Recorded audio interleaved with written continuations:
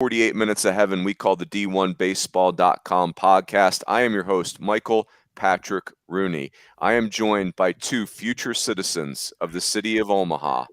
Send their mail to Nebraska. Aaron J. Fitt, Kendall J. Rogers. Gentlemen, top of the morning to you. How's it going? It's good. I'm looking forward to seeing Mayor Kyle Peterson this weekend. That's right, the senator. Runes, when I go, you can just scatter my ashes off the Bob Carey pedestrian bridge. That's my only request. The Bob. Maybe this is the year we do one of our morning videos from the Bob. The Bobbert. Oh my gosh, the Bob. Can't wait to see the Bob this week. That's what I'm most excited about. It was such a majestic bridge. It's like the Golden Gate Bridge and then the Bob. I think you have that reverse. It's the Bob and then the Golden Gate. Yeah, Golden Gate Bridge hasn't been number one for a long time now. Hey, yes. Was the last 2 weeks exciting? Oh kind of, maybe a little bit. Unbelievable. Hey, before we forget to do this, boys, let's say thanks to Wilson and S2 Cognition, who are our sponsors for this podcast. Really appreciate their support, and we'd ask everyone to reciprocate that. Check these guys out, S2 Cognition and Wilson. Kendall, I'm going to ask you a question with this. Oh. Obviously, the last 2 weekends I've been in the studio doing the squeeze play stuff, and the response has been off the charts. Awesome. Like just random people. How about this, boys? Terrell Owens tweeted about super regionals and squeeze play, and Ryan Clark of I think Terrell Owens was on my fantasy football team. You mean Terrell Owens? Oh, is that how you pronounce it? Come on, man. T.O. I always just wasn't he an Eagle? You can't mess up that name. Yeah, he was an Eagle, but we just called him T.O. Fitzy. Come on, called him by his real name. So anyway, it was incredible, and because when you're doing the squeeze play, a lot of those tweets come at you, but like, let's be honest, guys, the games were so compelling. Like, some of the drama we've seen over the last 2 weeks has just been, I feel like we probably say it every year, but I don't feel like we say it every year. Like, this was incredible. Would you guys concur? I feel like we say it every year. I think we say it every year. I can't ever remember a time where this was a boring first 2 rounds, whatever. Never. We've never said that. Get out of here, Runes. Yeah. I will say there is a certain person on this live cast that said, I believe Saturday morning, that this is such a boring weekend so far. No, Saturday morning of regionals, I was irritated. I should say Saturday afternoon. The first wave of games Saturday, I was irritated with the product, looking around the country and seeing over the first day and a half of the tournament. It was just home run derby everywhere. It was ridiculous. It was not baseball, not the kind of baseball I want to see. 29-16 or whatever is not what I want to see. And there was just there's a lot of that. There's so many 20-run games in regionals. I don't like that. I thought the style of play, the quality of play was so much better this weekend. We had, better pitching and better defense and ball staying in the yard. Maybe we switched out the bat, went back to the non-juiced balls. I don't know, but it was much better this weekend. I enjoyed it. I will say though, it like sitting in the studio for squeeze play, Saturday morning in regionals does drag a little bit. Like that's the elimination games. Feels like the adrenaline is run out of the room. But man, you get to Saturday night of regionals, and it just it's like this switch that flips, and it gets super electric. And we had so many great finishes there. Sunday was the same. And then, this weekend, if I'm counting right, we had 6 game threes or 5 game threes. Just Arkansas and Ole Miss didn't go to a game 3. A&M and Louisville. Yeah. And think about A&M and Louisville, you could make an argument was the most exciting super regional. That was super, super compelling pitch to pitch. So, and Ole Miss was compelling just because of Mike Bianco and, the history of Ole Miss struggling in super regionals, and the Arkansas UNC series, that was very hotly contested, I felt like, too. Agreed. So I guess that's going to be our agenda on this podcast, is we're going to kind of recap the super regional action, right, Runes? And then we're going to save a lot of our preview thoughts we've got a preview show coming up on Thursday morning. So let everyone know that to begin with. And Runes, before you take over the show again, if I could remind our audience, please mash that thumbs up button, give us a like, give us a follow here on the YouTube channel. If you're watching on YouTube, it helps us grow the channel. We really appreciate it. Kendall, Fitzy, your protege, really just nailing the business items here. You've got to be so proud, KR. I feel like he's done his homework over the last week. So good. Fitzy, I will say this, Fitt was disgusted Sunday night, or was it Monday now, at just the weather situation in Greenville. And now I've got all the Hog fans tweeting at me because we weren't at the Arkansas Clincher in Chapel Hill. So I just send everybody over to him. Yeah. I mean, I don't listen.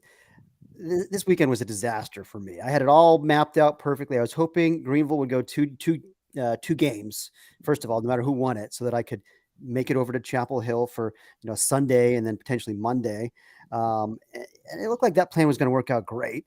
East Carolina is actually up 5 runs with 9 outs to go, and I'm thinking, okay, I'll be able to get over and watch Arkansas UNC the rest of the weekend. And then of course Texas storms back and throws a wrench in that plan. And then Sunday was tough with the weather, and I didn't know where to go at that point. In hindsight, I sure wish I had just gone to Chapel Hill and not have to sit around for 10 hours waiting for baseball in Greenville. But that situation, and we can talk about this. Well, I don't know. We can talk about it whenever. But I mean, I don't know who's making the decisions on when to start and when to alter the schedule. But that was a disaster. I mean, I woke up Sunday morning, looked at the forecast, and I said, all right, they're supposed to play at 4:00.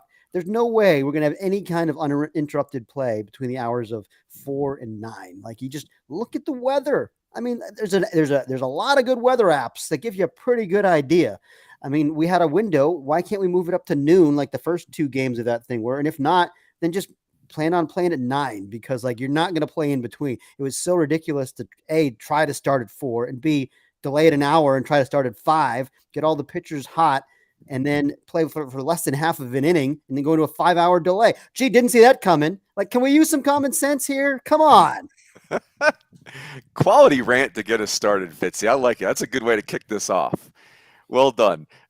Let us pursue. I don't have a good answer for you. That seems. I'll say it this way, Fitzy. The whole picking the window thing seems like an impossible task that was poorly performed. Like, I'll give them leash at the same time, saying, man, that looks like a hard job that was really, really poorly executed. And I get TV windows and considerations and all these things play into it, but it's not good TV to have a 6 hours of delay, is it? I get it, you'd love to have it at 4, but if there's no chance it's going to happen at 4, you got to adjust. You got to adjust. Crazy. All right, so boys, this is good. We're all riled up. I see. Fitzy just took us through jog and stretch. The arms are hot, so let's jump in. Well done, Fitzy. Kendall, let's have you kick us off with the Knoxville Super Regional, which was kind of like the Titanic of them all. I mean, that was incredible. What do you got there, KR? Well, I mean, I wish I would tell you I'm really surprised. I mean, I think all 3 of us gave Notre Dame a fighting chance. I think we all thought going into the weekend that Notre Dame was an old team. They had been to Stark Vegas before. They were not going to be intimidated by Tennessee. As a matter of fact, Ryan Cole, in one of the television interviews going into the weekend, was pretty cocky and pretty arrogant. And he was like, whatever they want to do, let's go. And I just thought Notre Dame just played with house money all weekend. This is a team that, once they got a couple of big hits late in that series finale, and we kind of talked about this as a trio, that the key for that series was for Notre Dame to get Tennessee thinking a little bit, get Tennessee doubting themselves, get them on the skates a little bit. And I just thought when that whole sequence occurred against Chase Burns, you could just see it in Tennessee's eyes. I mean, it was like Chase Burns was shocked, the dugout was shocked, everybody in the stadium was shocked. And I thought the biggest key to that game was, as soon as Notre Dame scores all those runs, the bottom of the inning, it was bam, bam, bam. And I thought that was the ball game. At that point, game over. The ball game was over. So I give Notre Dame a lot of credit. Clearly, Tennessee had an amazing season, as you saw with Arkansas last year. Amazing teams, amazing seasons often end, without a trip to the College World Series. And so that doesn't diminish what they did during the regular season. But the fact of the matter is, when you've done as well as Tennessee has done all year long, if you don't get to Omaha, the season's a failure. So it was a fun season, but, not getting to Omaha, they're going to think about that one for a while. And you could tell Tony was upset with some of his decisions late in that game. You could tell in the post-game presser. Fitzy? Kendall's right. I mean, it's harsh, but I think Arkansas fans would probably say the same thing. As great as they were last year, not getting to Omaha, I mean, I hate the word failure, but Yeah, I mean, exactly. it's a little harsh. But I mean, boy, it's not it's hard to say that season is a success when you have that kind of a season and you don't Mhm. get to Omaha. But 2019, same thing. The number one national seed didn't get there. I mean, it's 3 straight tournaments now where the number one national seed hasn't gotten there. So it just shows you how hard it is to sustain that level of play all the way through for 15 weeks of the regular season and then 2 more weekends in the postseason just to get to Omaha. It's winning it all is hard. And it's just, Tennessee was the best team in the country. They were an absolute juggernaut. They were the best pitching team in the country. They were the best offensive team in the country. As you said repeatedly on squeeze play, they led the country in ERA and home runs. They were an elite defensive team. But all that said, like, this was exactly the right kind of team to go in there and win. And I said this last week, guys. I went 2-6 in my picks last week. I'm going to put that up front. I had a lousy, really pathetic. What did I do? Week. I don't even know. I'm assuming. Does anyone even care? I'm assuming what you did? since I'm 43rd in the country in my bracket that I did pretty good. 43rd in the country. I totally fell on my face, but I did pick Notre Dame. So I just wanted to get that out there. Paris. You did pick Notre Dame. Paris, and I will say this real quick too on the Tennessee Notre Dame series is I felt like late in that game, and again I'm not throwing this on Josh Elander, but I think the fact that they did not have Frank Anderson in the dugout late in that game, calling really, really important pitches. I thought that was a big moment for them. I think if they have Frank in there, maybe things go a little differently for them late in that game. I would agree. Go ahead, Fitzy. You're right. That's definitely a factor. And Notre Dame just, boy, we've talked about it so much over the last 2 years, how disciplined they are offensively, how difficult it is to get outs against them. And Burns was rolling now. I mean, they were up 3-1 in the 7th inning, and then just a couple of quick strikes there. And all of a sudden, you're right, Kendall, it did feel like Notre Dame had all the momentum at that point. And when finally Tennessee gets a leadoff base runner, they get a chance. Drew Gilbert makes a dirt ball read, and you're down 4 runs. I think it was the 9th inning, and you get thrown out at second on a dirt ball read, like just a huge bonehead move that hurt them, kind of stuck any chance they had away, it felt like. But Jack Finley, I mean, give this kid credit as a true freshman to go in there in that atmosphere and pitch 5 innings of 1 hit, shutout relief, to nail that thing down. It just feels like Notre Dame is playing their best at the perfect time. I didn't think Tennessee was playing their best in regionals either. Remember, they got a couple of scares there, from Campbell and Georgia Tech. They're still good enough to win. But against a team like Notre Dame that was playing at its peak, and Tennessee was just a little below its peak, and the Irish, again, with that experience factor and just the well-coached factor, it all added up to just kind of a perfect storm. Yeah, I will add this, guys. There's a lot of ironies here in this series. I mean, first of all, the series was amazing. Like if you had told me Notre Dame is going to win a super regional and John Michael Bertrand is going to get bombed, I would have said, no, that's actually incorrect. That's not the formula that's going to work for Notre Dame. But you mentioned it, Fitzy. I think we mentioned on Squeeze Play. This is 3 years in a row: UCLA 2019, Arkansas 2021, Tennessee 2022. I'm kind of torn because the teams that knocked them out were incredible stories, but I was disappointed not to see those really skilled, talented teams in Omaha. I think this Tennessee 2022 team was really good for our sport. I don't personally care for their style. That's not how I would coach a team, or I don't love their. And when I say style, I just mean the theatrics. Like the in your face. I love the way they play. I just don't love the, in your opponent's face thing. The baseball they play is beautiful. So I think Tennessee, they've got this inflamed fan base. The atmosphere in Knoxville was incredible. I think what you said, Fitzy, a second ago is spot on. There weren't very many teams that could go into Knoxville and do this, but Notre Dame's an uncomfortable opponent. They play a very unique style. I think about this. We've got 6 futuristic SEC. 6 of those teams are in this Omaha. And I think about Notre Dame's roster. How many of those Notre Dame players would have been recruited by SEC schools? Maybe Jack Brannigan. So the point I'm making there, and it's debatable, right? Like Alex Rayo, maybe Liam Simon, maybe, but those guys weren't very pitchable a few years ago. They were just good arms. Yeah, right. But the point is, like, as kids age, as players mature, development, this is a very old Notre Dame team. Link Jarrett, Chuck Ristano, Rich Wallace. I mean, these guys did a brilliant job. Link Jarrett is a college baseball savant for me. I mean, the way he's coached this team, the way that game 3 played out was just remarkable. The one thing on the Tennessee, not to pile on, but I think the college baseball nationally is just not open to the, hey, we got screwed by the umpires conversation anymore. If Tennessee is going to play with that massive edge, they're going to have issues with umpires, and it got them this weekend. I agree 100%, Fitzy. I think Josh Elander is tremendous. Tony Vitello clearly is a phenomenal head coach, but not having, Frank Anderson in your dugout, that's a great card to have, and they didn't have it. And Drew Gilbert just a little unsettled. So, Tennessee had a historic season. Notre Dame slayed the giant, and it was fun. So compelling. They're going to be scary, and they're going to be scary in Omaha too, because again, I feel like they're playing with the house money. Like, they just knocked off the juggernaut. Like, they're going to think they can beat the Yankees this weekend. Yeah. Hey boys, last time we had this many non-number ones get to Omaha by my count was 2016, and Coastal wins the national title. It feels really wide open. Mm-hmm. Like I don't see an unslayable team in this field. But anyway, this was one for the ages, boys. I mean, I think we'll be talking about this super regional for a long time. It was just incredible in a million different ways. Well, it was just so similar though to last year with NC State at Arkansas. Yep. Same kind of deal. We've got a really good, really talented older team playing just perfect baseball at the right time. It's best baseball, NC State. And of course, you saw NC State parlayed that in a couple of wins in Omaha and might have won the whole darn thing if not for, the COVID outbreak. But definitely could see Notre Dame following that same script. I mean, they're just there's so many similarities to going into that environment against that team, having that juggernaut season and taking them down.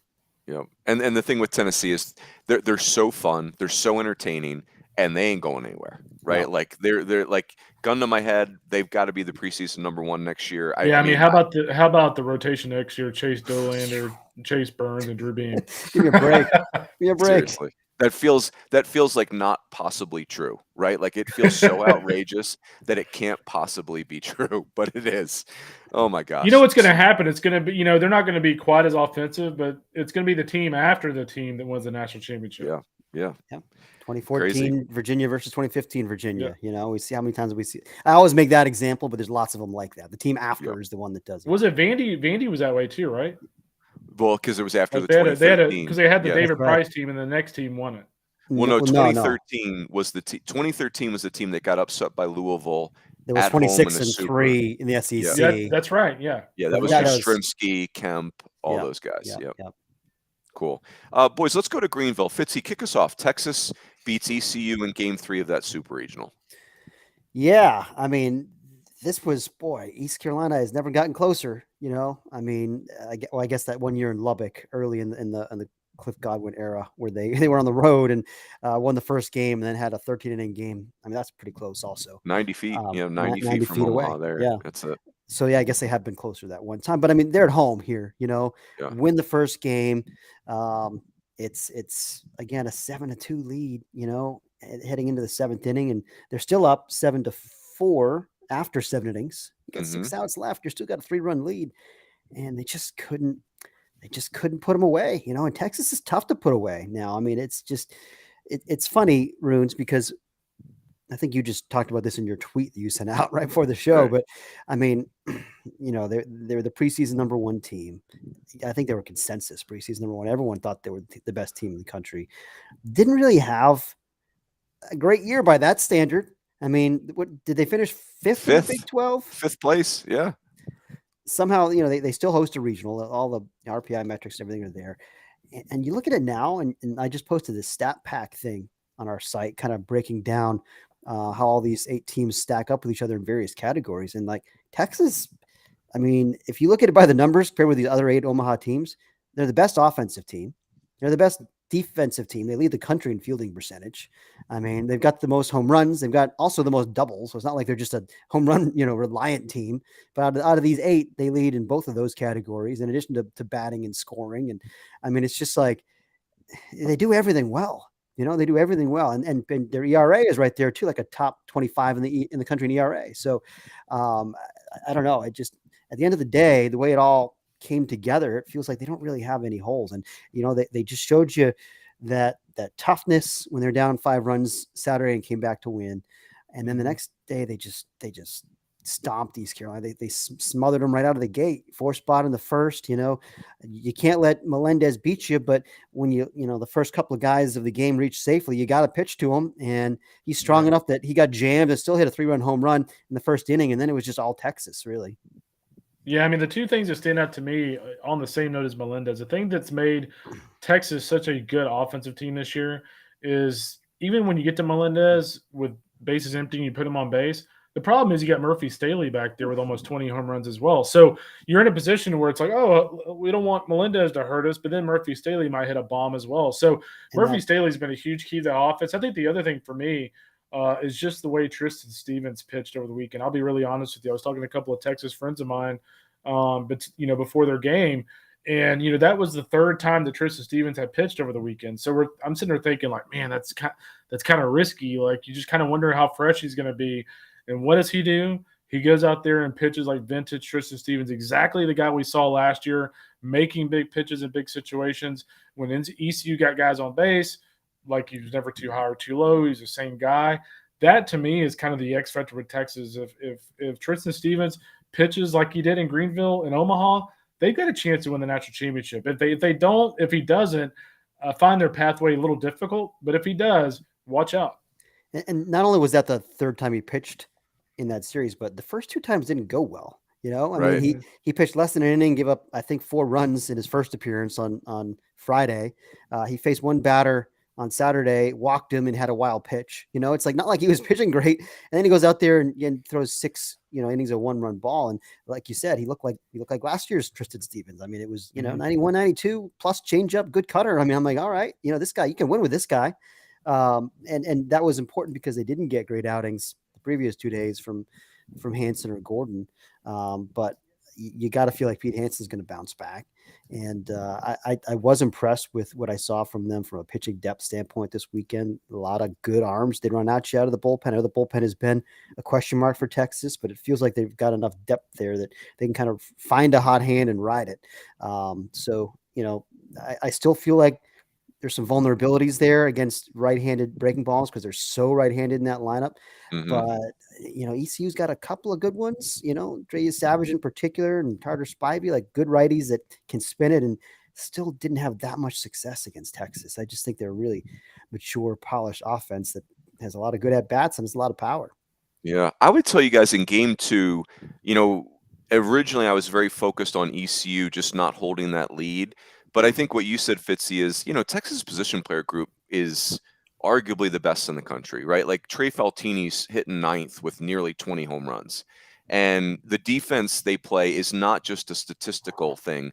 Like, it's elite defense. Like Silas Ardoin and Trey Faltini, like, it's not just the stats telling you these guys are elite. It's your eyes, too. Hey, you nailed it, KR. Tristan Stevens is a big key to this whole thing.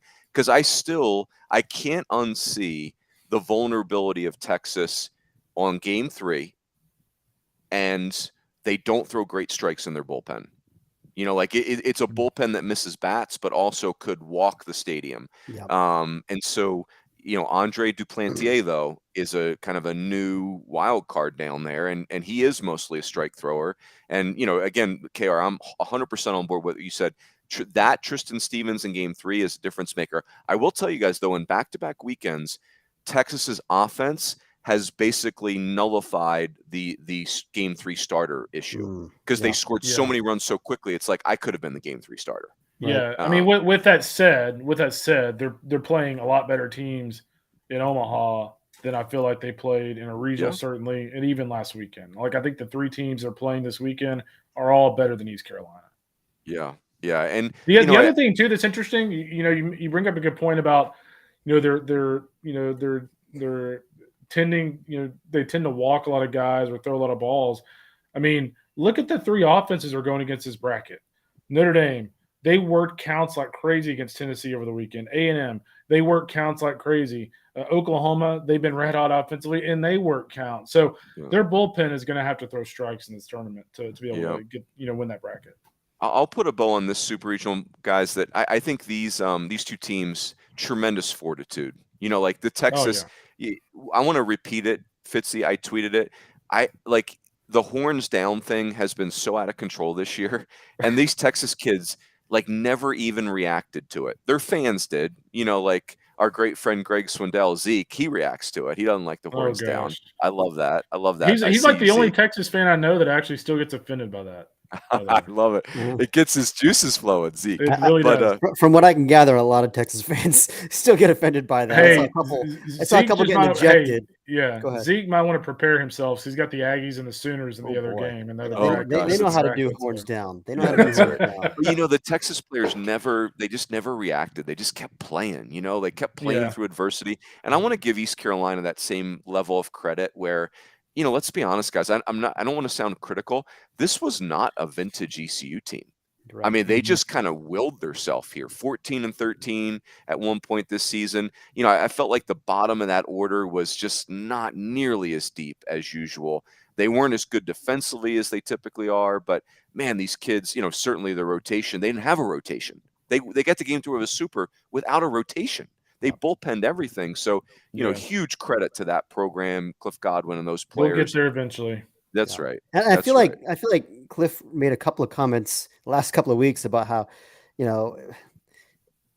like D1Baseball, for instance, they say, they don't have a bunch of prospects, they don't have a rotation, and like nobody gives us a chance. But it's like, you don't understand. We're giving you a compliment that this team has done what it has done.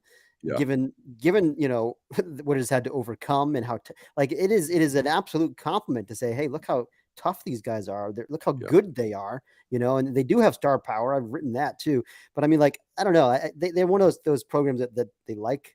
Like a lot of programs, they like to have the chip. They like to have the little edge, the extra motivation. But nobody's saying East Carolina is not good. They were really, really good. And by the end of the year, I thought they were going to win that super regional. I picked them to win that super against Texas. You did too, Runes, because they were really good and playing really well, and they were right there. They were right there, and they just couldn't finish it. Hey, and boys, and Fitz, you were there. I've never been to East Carolina. It's on my bucket list. What an incredible fan base, and what an incredible performance by that fan base. I mean, they literally affected the Super Regional. You could tell the Texas outfielders were not comfortable. And the Doug Hodo pop out of his glove home run, and incredible performance by the ECU fan base. They're everything. I was, for me sitting in the studio, I was so pleased that America got to see how passionate ECU's baseball fan base is, and it showed great on television. You could hear it, you could feel it. It was awesome. So and they were still so loud on Sunday night after basically 6 hours of rain delay or lightning delay. They all, sure, it wasn't quite as large when play resumed, but they were super loud. They were really into it. There's still a lot of people there, and they get jumped. They're down 9-1, and they're still making noise and still in the game. Most of them stayed in the ballpark till the end. I mean, and saluting Jake Kuchmaner in the ninth inning in his final. Yeah, how about that? They're down 11-1, and he's got 2 strikes. And they're on their feet clapping and chanting Cooch, and it's just like. That was awesome. It's after 1 a.m. after a long day, and they were still showing like that. It was really cool. Really cool. Kendall, let's go to the College Station Super Regional, brought to you by the Beef Jerky Bar at Buc-ee's. What say you? Well, I thought it was one of those weekends that, when you looked at Louisville and A&M, first of all, I came away really impressed with Louisville. I haven't seen them a lot this year, but man, that lineup was just so fun. Christian Knapczyk, I know he's a guy that Aaron has talked a lot about this year. Just seeing him up close and personal, what a special defender. He was special offensively, at the top of the lineup throughout the weekend. I just think this series kind of boiled down to 2 things. If you look at A&M in the first game, Louisville played with fire the entire night. I mean, A&M left 17 runners on base. That could have gotten really ugly. Give credit to Louisville for finding ways to get out of jams. But, A&M eventually, wins that game late. And then, in the final game, A&M had, 5 hits? Riley Phillips gave Louisville a great chance. I mean, he pitched his, off against the Aggies in that final game. He's mixing his pitches really well, and he pitched really well for him. And so he gave him a chance. But, when you lose a game to somebody, when you allow 5 hits to one of the better offenses in the country, maybe it's just a sign it just wasn't your weekend, right? And so I was impressed with Louisville, but give A&M a lot of credit. That's just a team that at this stage, I mean, we talk about that with Notre Dame. We talk about that with Oklahoma here in a minute. But like A&M's offense just feels like one of those offenses that they could be down 7-1, and you're kind of like, okay, well, in the 7th inning, they'll probably score 5 or 6 to tie the game, and they'll probably hit a walk-off. Like you're kind of expecting that every single time they play. So I'll just be kind of interested to see how that offense does it at the Schwab, just because I think the wind's supposed to be blowing in opening weekend. But, first year in Jim Schlossnagel's era at Texas A&M, and they're headed to the College World Series. I know we definitely did not have that one along with Auburn in the cards before the season. Crazy. Fitzy, go ahead. Yeah, Kendall hit on a lot of it. Just the way A&M grinds you down, and we talked about Notre Dame does that, but A&M probably does that even better. I mean, they actually have a lot more walks as a team than Notre Dame does. In fact, I think A&M has the most walks in this field of Oklahoma's got a few more, but 2 teams that grind you down. But that first game of that Super was the classic Texas A&M grind game. 4 hours and 37 minutes for 9-inning baseball game on ESPN, by the way. And it's like A&M just had so many base runners, and I know it was frustrating that they couldn't get the big hit with runners in scoring position. How many times did they leave the bases loaded before they finally came through with the bases loaded? I mean, 4 times. It was nuts, and it was frankly painful to watch. It was painful to watch all the free bases, and then also painful to watch like the lack of timely hits. Like you'd have these half-hour long half innings, with 3 walks or something, and then no runs, and it's like, God, this is like a root canal. It was really. I don't think it was that fun of a game to watch. I thought it was just a slog. But the A&M can win that way. They can win slogs. They can win ugly, dirty, because they just, they don't ever give up an at bat. It's uncanny. I mean, they really, almost take every first pitch. It really, I mean, like it's fascinating, but clearly it works for them, and it's only a matter of time when you're getting that many base runners before you're going to get a clutch hit. Generally speaking, Oregon State would probably beg to differ after last night. I think they were 0 for 10 with runners scoring position and lost, but so sometimes that can happen too. But I think you'd greatly improve your odds when you have a lot of base runners and you have a lot of walks, and that's what A&M does, and they found a way to come through. So, I still feel like A&M's defense remains a concern for me, and that's why I picked against them each of the last 2 weeks, and I've been picking against them half the year. And I thought you just picked against because you hate them. I hate the Aggies, obviously. God, that coaching staff, what a bunch of jerks. Schlossnagel, Yeski guy, Nolan Kane, what a bunch of jerks.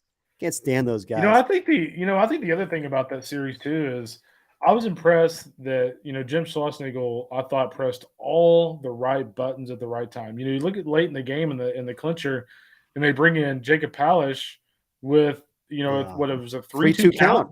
Yeah. And you're sitting there going like what is, I remember telling Travis Brown with the Eagle next to me, like, what is Schloss doing?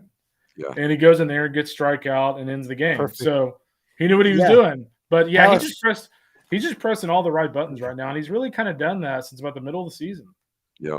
By the way, boys, go ahead. It's Polish. Like Paul Feinbaum. Berkey I was killing Palish, and Berkey finally wrote me a note. I should know that by now, but sorry, Lance. I swear there was a pronunciation guide out there one day that said, because Jacob Polish has been in college baseball a while. Yeah. I swear it said Pal-ish, but it clearly says Paul-ish now. But I'm so glad you brought that up, Kendall, because I was going to whiff on that. That Jim Schlossnagel has kind of commented on being in a great place in his life, just mentally. And coaches are like players. Like some days you coach well, some days you don't. And the guts of that move. Now, again, Jacob Polish has to come in and execute, right? Or it doesn't matter. But you were going to bring him in to face Dalton Rushing anyway. But just the chutzpah to do that was so telling. And what you guys said, these were 2 incredible position player groups, just trading haymakers. Kendall, I one of the things that was compelling to me, I would say the most imposing fan base in the Super Regionals was College Station.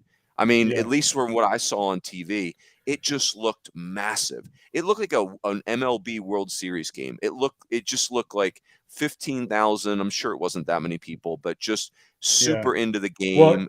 yeah. Well, what's funny is like Jim Schlossnagle after the first game, he made the comment like, I don't know who in the world are they counting people in the stands with an abacus or something, because there's no way there was like 6,800 people there.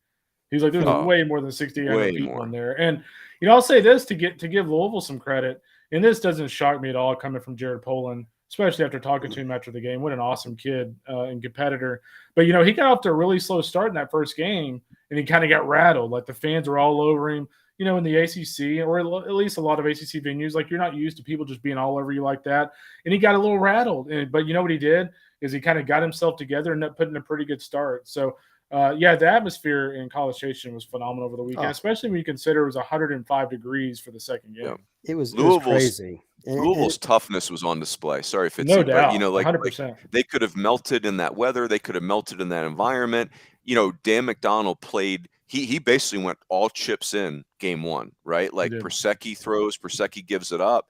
And so you're, just from a pure baseball tactical standpoint, you're like, man, Louisville's pitching, which is not great. It's not super deep anyway.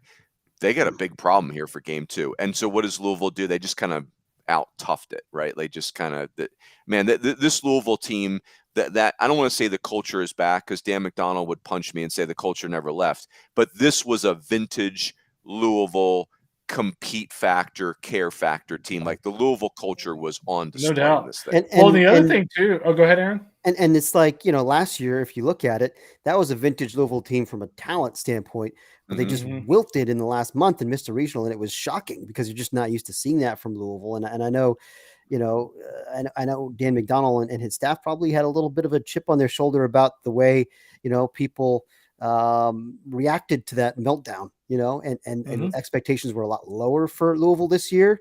I don't think it was because of the meltdown. I think it's because they lost a ton of guys from last year. They had a bunch of pieces to replace. That's why they weren't a preseason top 25 team, but we still thought there was upside there, but they needed to prove it. And they did, because they're Louisville, and they just develop talent at an incredibly high level. And they had all these guys waiting in the wings this year to take on bigger roles, and as the Isaac Humphreys and the Logan Beards of the world, and, the veteran guys like Masterman and Bianco, who'd been around for a while, and Dalton Rushing, it was kind of like their time. And it's just, I don't think there are very many programs that do a better job of that than Louisville when it comes to having that pipeline flowing and getting the guys who've been waiting for their turn to then become impact players when their turn comes.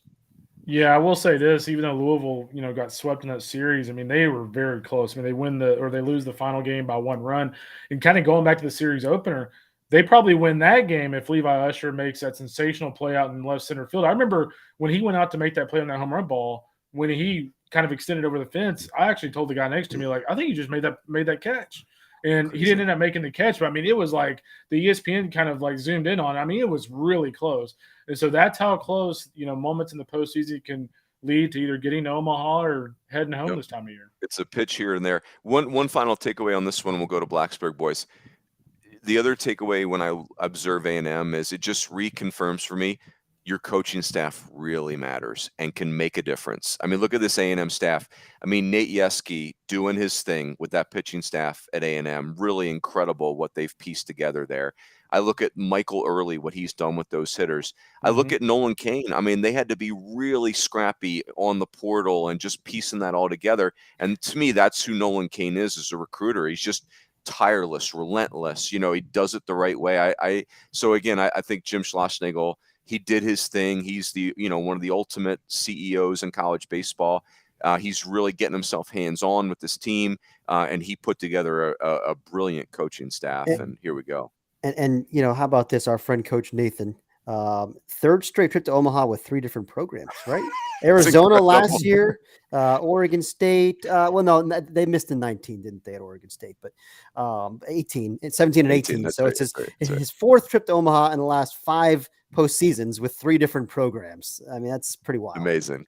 Should we just start calling, we have Mr. Wonderful Derek Orndorff. Should we just call Coach Nathan Mr. Omaha? Mr. Omaha. That's And by the way, right. that's Nate Yeski is Coach Nathan. So for those you keeping score at home. All right, let's do Fitzy. Give us an opening take on Blacksburg.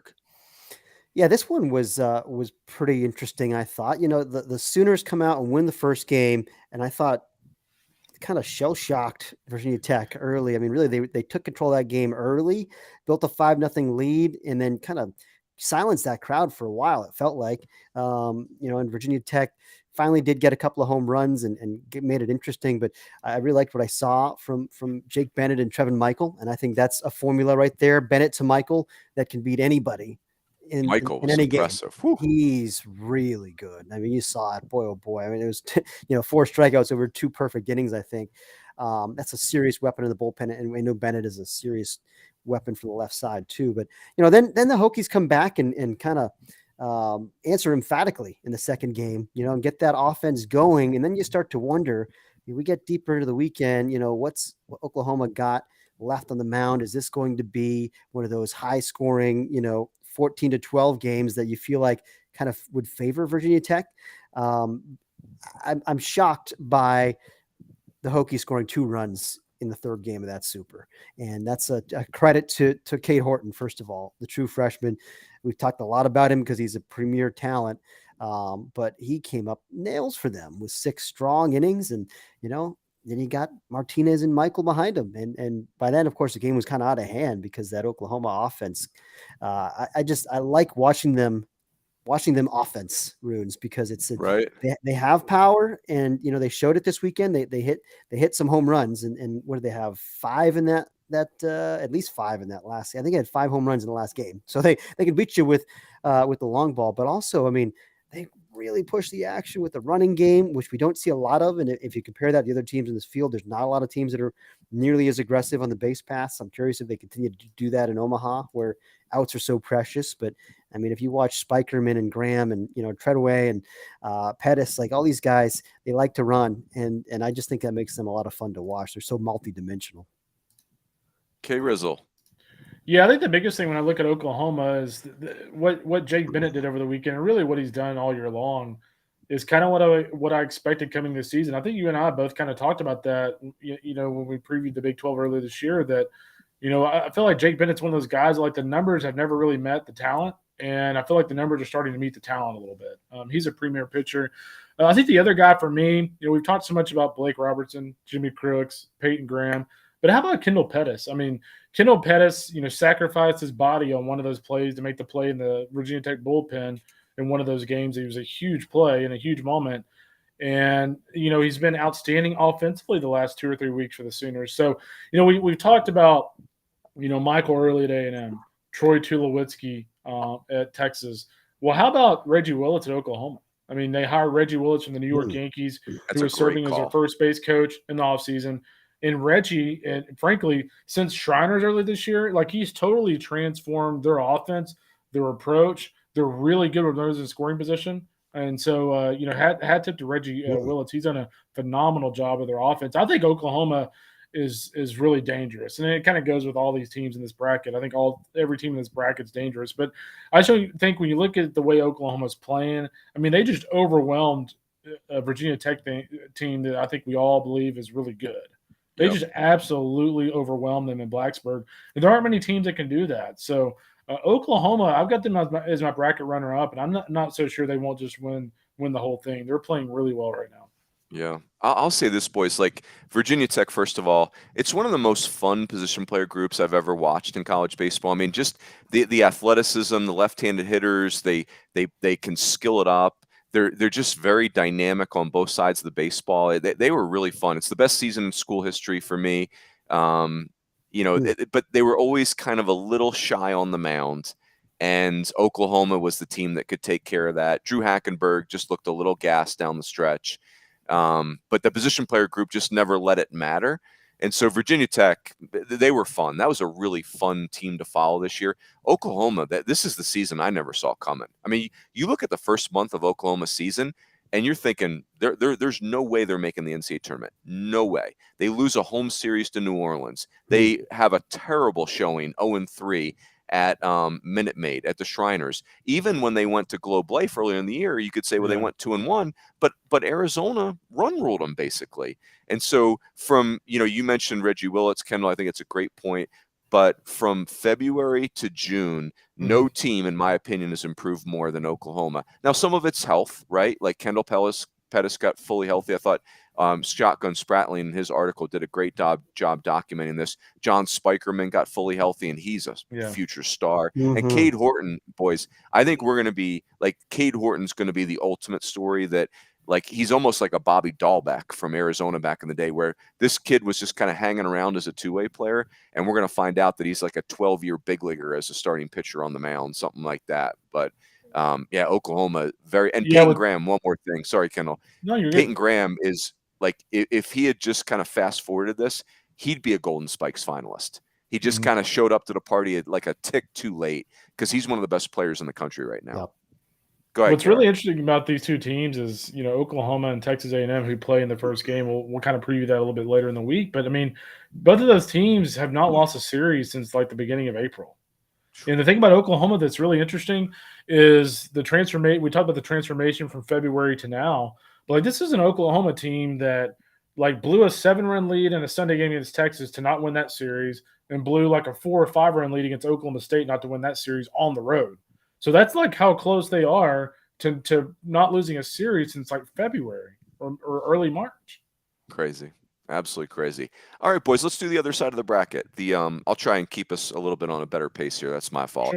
Sure. Stanford, UConn. Stanford. Fitzy, go ahead. You do Cali. Yeah, this was a fun series. I thought, how about UConn going out there and just blitzing them in the first game, was it 13-4? I think they led at one point, and then Stanford.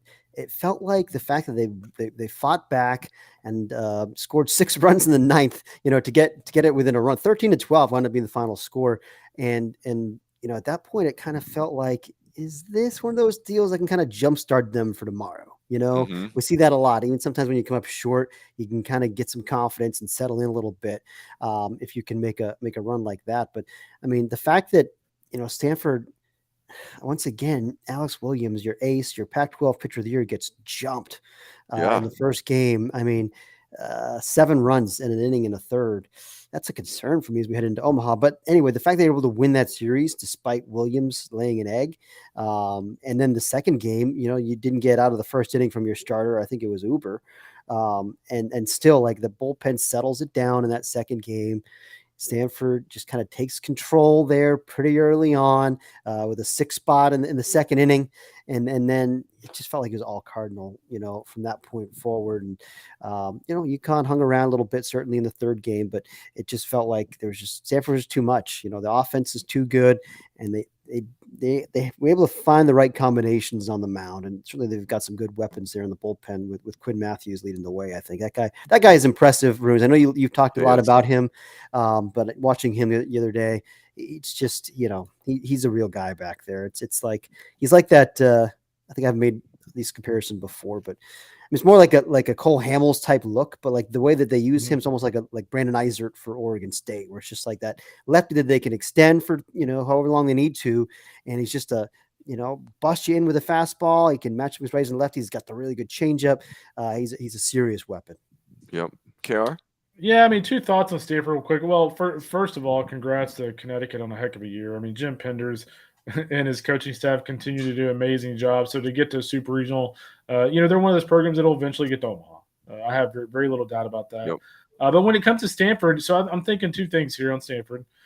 First of all, as you kind of go back to Super Regional and then look ahead, Alex Williams is a big key for them, and he did not pitch well in a regional. He did not pitch well in a Super Regional. And for them to have success in Omaha, he's going to have to get back on track. On that note, you mentioned, Quinn Matthews. But, the guy that's been really impressive to me in the last couple of weeks, and I don't think I saw him at all at Round Rock earlier this year. If I did, I must have missed him somehow. But, Ryan Bruno. Ryan Bruno came out big out of the bullpen against Texas State. He threw some really good innings against Connecticut. The thing about him is, from the left side, he's kind of a bigger frame, and it's up to 95, 96. He's got a good breaking ball, and he's been a big key for them. I think earlier in the year, the big question mark for Stanford was just like, how are they going to piece things together on the mound? A guy like Bruno has certainly helped them do that. What are you doing, Kendall? We don't talk about Bruno on this show. Oh, Jesus. Oh, man. I'm not even going to give you that's Fitzy, terrible. Does that mean that you walk into Omaha with negative points on the nonsense tracker? I totally disagree. I think that gets started now. Let's go. I totally disagree with you guys. That was a home run. Oh, that's great. I will just say this, boys. It's totally what you said, Kendall, about UConn. I mean, what a year. 8 regionals in 12 years. Only program in the history of New England that go 50 wins in a college season. Ooh, they did all this with a first-round pick out, Reggie Crawford, and 7 new starters in their lineup. And let's be honest, boys, in game 3 of this thing, if Brian Padilla doesn't fall and that game stays 4-3, you think about that. Before the Cody Huff grand slam, I was listening to it. I didn't get to watch it, but as what Dave Fleming said on the broadcast was Brian Padilla fields a ground ball and slips, and that would have been the end of the inning. And next thing you know, Cody Huff hits a grand slam and the game's kind of out of reach. But, what a wild super regional is. Stanford hits 9 home runs in the first game. UConn blitzes Alex Williams, like you said, Fitzy. Stanford's position player group is probably just too much, is really the bottom line. That group is so explosive and so dynamic. Very interesting. The final thought for me, boys, on Stanford is, hey, when Stanford hired David Esker, my thought was, hey, I think Eske's awesome. Like, he's a great guy. I've coached against him. He's an excellent coach. But my concern is that that's a comfortable hire for Stanford, and the school's just going to keep restricting the program to the point where David Esker's not even going to have an opportunity to succeed. But the truth is, they've hosted, I think, 5 straight regionals now, 3 straight super regionals, 2 straight Omahas. I mean, Stanford is a powerhouse in college baseball is back. Yep. And David Esker's done a brilliant job there. There's no question about it. Absolutely brilliant. It's a great point, Runes. I feel like that gets overlooked a little bit. I mean, you talk about East Carolina hosting 4 straight regionals or whatever, but like Stanford, they've reached the pinnacle again. The only thing they haven't done is won it all. But I mean, my goodness, like that, as far as the consistent excellence, you're right. I'm with you on that hire. It felt like a solid hire, but like he's been the perfect fit for that program, and he just has the right heartbeat for the game, as our friend Timmy Corbin would say. I love watching him do an in-game interview, and it's like, he's so chatty, and it's like he was just getting comfortable, ready to like keep the headset on and talk for 3 more innings. It's just like it's like he was disappointed by the end of the interview. He's just so laid back, and I love that, and I think that translates in the postseason.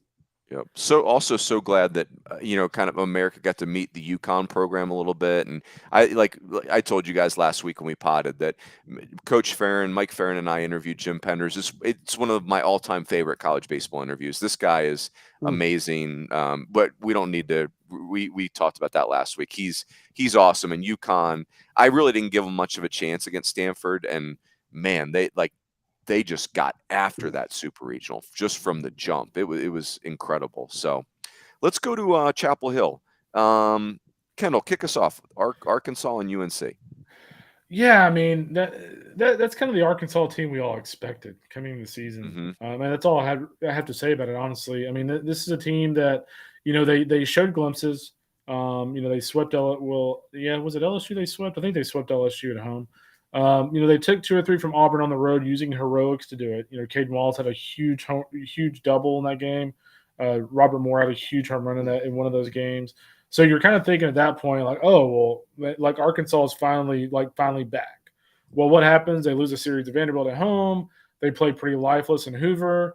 All of a sudden, a radio dude comes after Michael Turner and the players.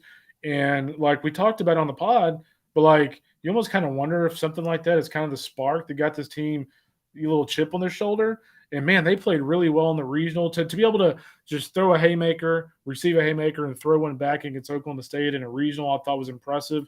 And I thought they played really good baseball over the weekend. I actually didn't think North Carolina played bad. No. Like, I thought North Carolina played well. Arkansas just played better. And so Arkansas is really, really dangerous to me. I feel like they're a team that's playing at an extremely high level. They're very confident, and they have no pressure. I think they're really scary. Fitzy? Yeah, I mean, this team lost, was it 4 straight games heading into regionals, right? I mean, the 2 at Alabama and then the 0-2 in the conference tournament. And it was just awful. Just like it just seemed flat. And then you're right, they just kind of flipped the switch, and now they're looking like they were preseason number 2, I think, for us, right? Number 2, they were preseason number 2. Pretty high on this team. That was before they lost Peyton Paulette, of course, which changed the dynamic a little bit. But I mean, just the way that they've figured it out on the mound, and this is a recurring theme, is like finding the right combinations here when it matters. But obviously Connor Nolan has been the rock of that pitching staff all year long. But this Will McIntyre guy, I mean, talk about coming out of nowhere. I remember, again, I spent 2 days in the fall in Fayetteville, and I walked away thinking Arkansas and Oklahoma State after my fall travels were the 2 best teams I saw. But spent 2 days watching Arkansas scrimmage, and didn't see Will McIntyre. Spent a lot of time talking with Matt Hobbs and Dave Van Horn, sitting in the stands, just breaking down the whole roster. I don't think his name came up, McIntyre. Like I don't remember hearing that name. It's not in my fall report. And you look up now, and this is like their number 2 starter, and he is dealing, and on the road against a very offensive UNC team in a very offensive ballpark. I mean, you and Berkey were joking about it a lot on Squeeze Play during regionals. Up and to the right, like the ball gets out of here in a hurry because there's just not, you just run out of room, in right center field.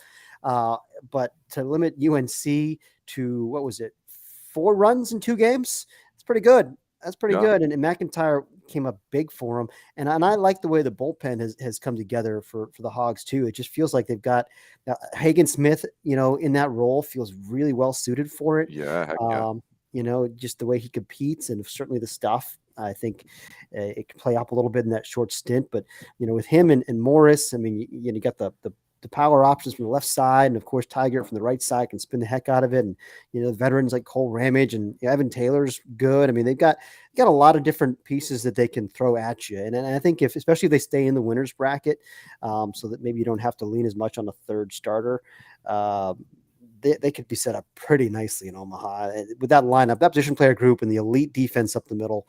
I don't know. I'm with Kendall, certainly. I mean, it feels like a team that could go out and win this thing. Yeah, it's so interesting. Like North Carolina, I was just thrilled for North Carolina. Like this felt vintage North Carolina again. Now, not the crazy big arms like a Daniel Bard or a Miller on the mound, but the position player group. I mean, Vance Honeycutt fits in any program in America, clearly.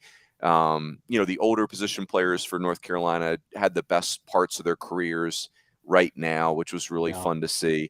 And then you just catch that awful break with Mac Horvath, right? That he has the appendectomy and can't play. But still, like it feels like North Carolina, it's a program that attracts really good players. And you saw a lot of really good players there. Davis, I think about Davis Palermo, his development. Mac Horvath's another good example where they just kind of wore it with him.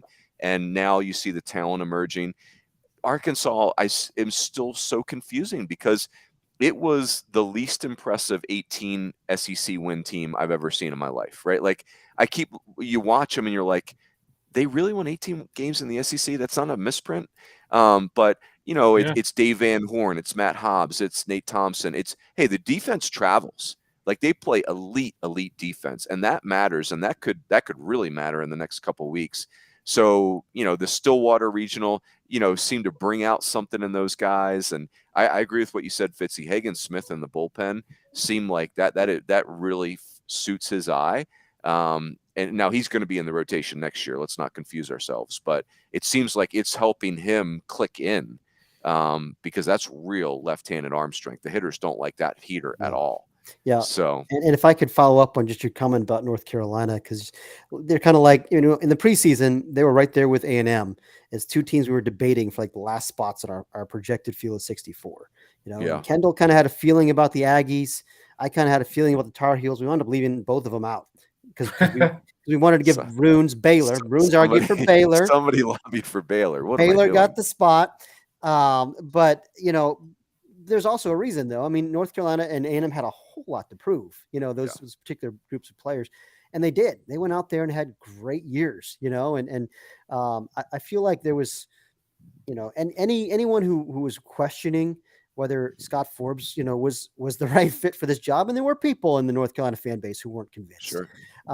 They're not questioning it now. I mean, just the way he handled this team, how relentlessly upbeat he was, when things got rough, when they went, I think it was 5-14 during the heart of the year there in the middle. It's kind of like, I've seen this comparison made before. This is not an original thought, but Hubert Davis with the basketball team, in North Carolina. Scott Forbes has the same kind of mentality. And when things went poorly for the basketball team, Hubert just remained relentlessly positive. And Scott actually talked to Hubert about that, and took that same approach. And you can just tell he's a player's manager. And I think the program is in bright, it has a bright future. It's in really good hands right now. Well said. All right, boys, let's do Hattiesburg. KR? That's kind of in the Buc-ee's region. You take Hattiesburg. Well, I'm disappointed in Ole Miss fans. They cannot fire Mike Bianco. So, oh man, a month ago I was asked on a radio show in Mississippi, will and should Ole Miss fire Mike Bianco? And what I honestly said on there was, let's let the season play out, and then we can talk about it later. That's exactly why you just let the season play out, because you honestly have no idea what can happen. This is a team that is supremely talented. This is a team that obviously didn't show us really any inkling of playing like this in the season, and they played really well against Missouri. They actually played well in a series loss to A&M, and they didn't play well in Hoover. But going into the Miami Regional, they pitched at a high level. Dylan DeLucia, I think, had a career high strikeouts in the first game. Hunter Elliott threw well in Miami, or I wouldn't say threw necessarily well, but had a really gritty performance. Like, the numbers look good.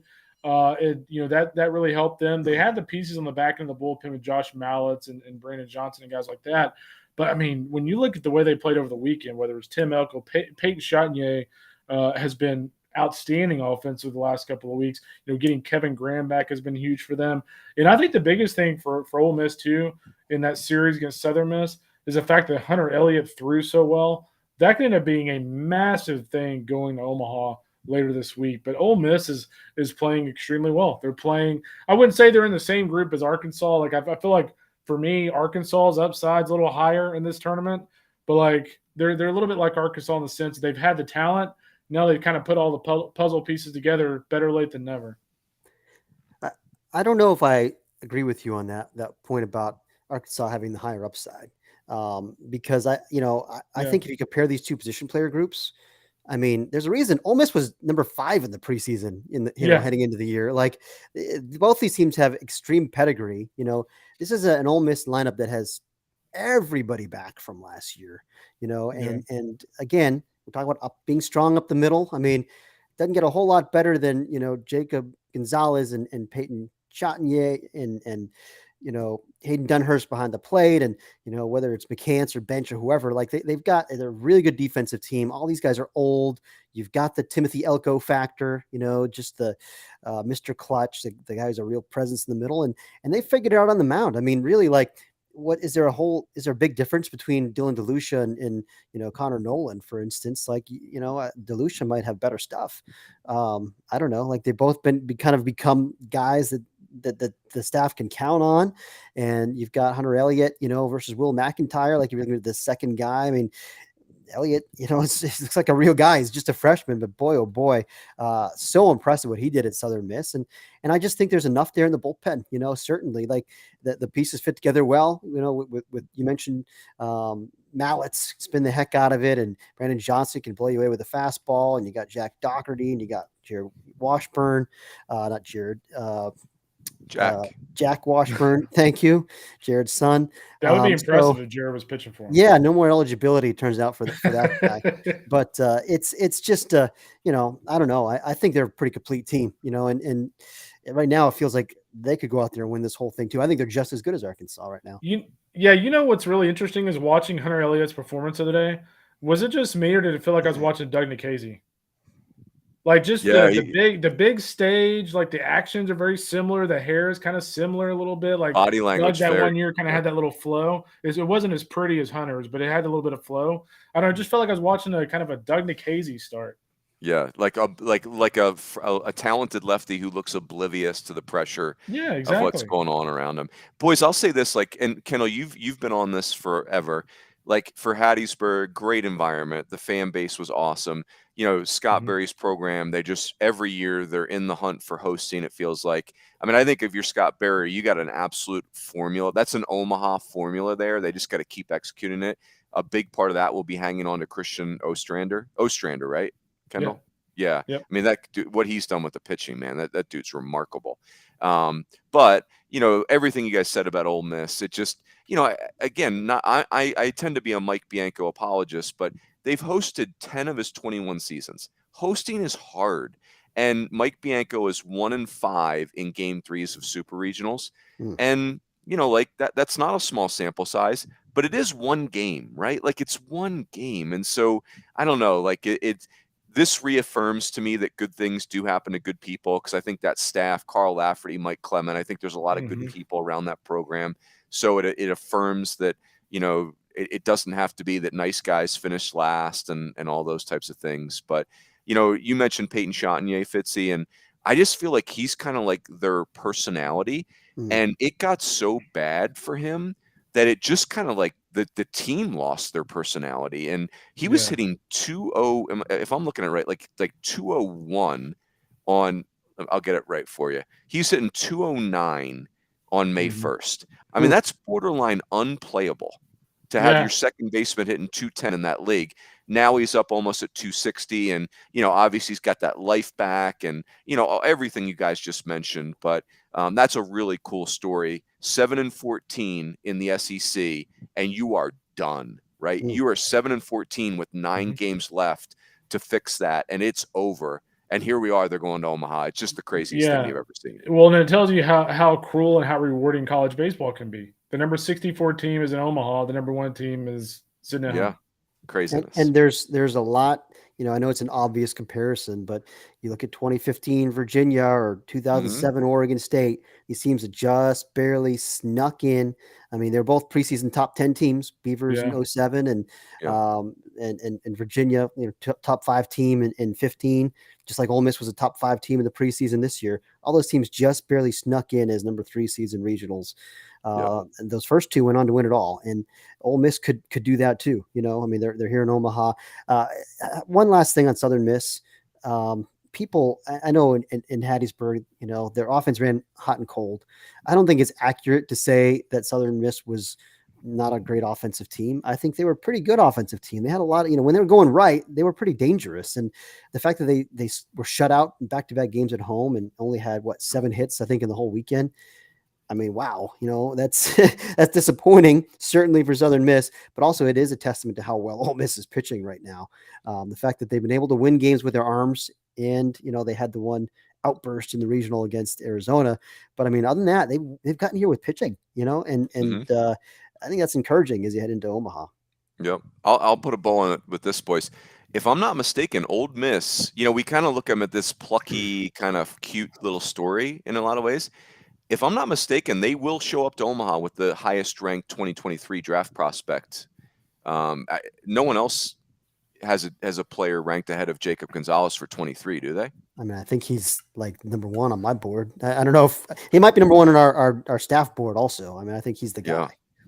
You know, So go ahead, By the way, Johan in our chat kind of made a really good point. A lot like East Carolina when Texas had that big first inning in that final game. Southern Miss after that missed grand slam, it was almost as like it just knocked all the air out of that whole place the rest of the weekend. Yep. Yep, that's fair. Boys, let's do the final one. Corvallis, Auburn knocks off Oregon State. Fitzy, why don't you take that one? Really good baseball out there. I mean, it was 3 very competitive, close games, a 2-run game, and then back-to-back 1-run games, all well pitched. It felt like, you know, pretty low scoring for the most part. You know, games that could have flipped either way. And Auburn, the fact that they can go out there and pitch like they are, continues to surprise me, I mean, but like, I love their bullpen. That's to me feels like a real strength with Carson Skipper and Tommy Sheehan from the left side. Sheehan was absolutely huge in this series after they got a short outing from Trace Bright in the first game. I think he didn't get out of the first inning. And you bring in Tommy Sheehan, he gives you, three and a third in relief to really settle that game down. This is a guy that was a Friday night starter in the ACC at Notre Dame, and then he had injuries and he wound up transferring and comes back. I think it was from Tommy John, really experienced lefty. And he's just like kind of that wild card guy that didn't really even do that much this year. But when it comes down to it, just one more veteran piece. And then you got Skipper, and Blake Burkhalter just have really live stuff. And it feels like I never quite bought in on the Auburn pitching staff this year. And that was always a concern for me. And it's just one of those teams that, like a lot of teams we've seen this year, maybe they build it from the back forward and it works, but I mean, Joseph Gonzalez is good. He's a quality guy that they can count on, but I mean, they just have a lot of power arms there. I mean, I like, Alsop and Isbell and, the other guys we mentioned. I just feel like their bullpen is a strength and certainly they're a very good defensive team. That's something that we probably didn't give them enough credit for. I know that heading into the year, catching was the biggest key. Butch Thompson talked about it a lot, even in the fall. Like, we got to be better, closer to the ball, on the mound and behind the plate. And it took a while, I think, for that to really settle. But I think Nate LaRue has become a guy back there, Roots. Yeah. I mean, I really worry about LaRue's receiving, but man, he can throw. Yep. And like his throwing is like so over the top that it just like stymies the other. Like his throwing affects the other offense. I mean, he can clank them with the best of them, but man, his arm is a real weapon for them. Like I'm talking like Cooper Johnson weapon, like where his arm is in play at weird times. So I'll jump in. Like, I just want to talk about Butch Thompson for a second. Like, it's incredible. Berkey mentioned this on Squeeze Play. The guy's won his last 3 regionals. Auburn finished 12th in the SEC last year. And Fitzy, you did a great job in your interview with Butch in the fall, where you just said, hey, we could be a million different things, right? We could be a miss the tournament team. In the regionals, it felt like more position players were joining Blake Rambush and Sonny D. And this weekend, it actually didn't feel as much like that. It kind of felt more like we were back to the Sonny D show. But it's fine. Like I think that's the thing about Auburn. They can be a different team based on what's required. The bullpen, you nailed it. Absolute weapon. The thing I'll say, but again, or Auburn is a great story. I mean, that's really a great story. The thing I'll say about Oregon State, guys, they remind me of Tennessee in that it was one of the best teams in the country that left their best baseball in the rearview mirror probably like 6 weeks ago. Just felt like they just kind of were tired down the stretch. The bottom of the order for Oregon State kind of caught up with them. They were just so top heavy. But Cooper Jerpy was an absolute dude. I mean, Garrett Forster was great. Jacob Melton was great. I mean, that atmosphere was awesome. So, a really hotly contested super. To your point, when I saw him in, face Oregon, I think it was in early May, I was like, wow, I think these guys might win it all. I mean, they look like a really complete team. And then, they just kind of lost something there right at the very end of the regular season. And it felt like it's just been a little bit more of a grind for them since then. Like it was maybe a little bit more of a grind for Tennessee. And in the end, they were still right there, a 1-run game in game 3 of a super, like you're that close to Omaha, but indeed, I think they were not playing their very best baseball at the perfect time. Yep. KR, what are you thinking about the Pacific? You almost kind of wonder with Oregon State, we talk so much about conference tournaments, and if you look at Tennessee, ran through the conference tournament, didn't get to Omaha. If you look at Oregon State, ran through the conference tournament, had injuries in the conference tournament, played till 1 a.m. in the conference tournament and didn't get to Omaha. You just the correlation between those types of runs and not getting to Omaha, to me, it's starting to become very obvious. And I just think they kind of ran out of gas, as Aaron alluded to. But then you got Vandy in 2019, did win Hoover, and I think a couple of instances. Yeah, I think, but your point's well taken, Kendall, that the evidence for a deep run is mounting, and the Vandy 2019s has become more the exception. It is confusing though, because in theory you're playing great baseball the week before the NCAA tournament, but and they are 20-year-olds, right? Like, I mean, I don't know. I get torn on that, right? Like, I'm thinking about they're 20, like, and they're only playing baseball this time of year. Like, that's all they have to do is wake up and play baseball. Like, are we really tired?